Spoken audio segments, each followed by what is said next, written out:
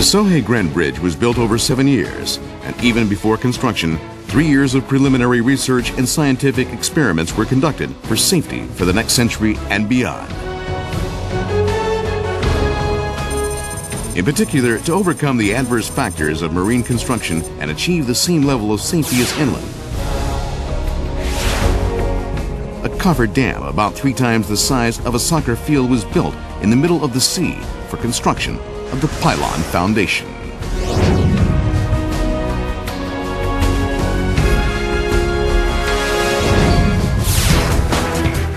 Also, a miniature model of the bridge was made to scale to conduct wind tunnel tests, making sure that the bridge was safe even in strong winds of 65 meters per second, which is 2.5 times the maximum wind velocity of the area.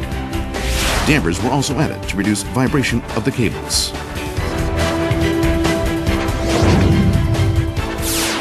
A special device was installed to let the pylon share the horizontal load in case of an earthquake, withstanding a 6.0 magnitude earthquake on the Richter scale.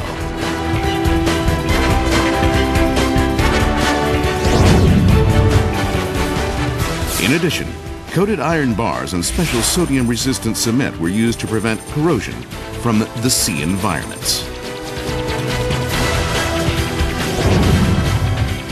The technology secured through constructing the Sohae Grand Bridge has been the driving force behind the construction of other large cross-sea bridges in Korea.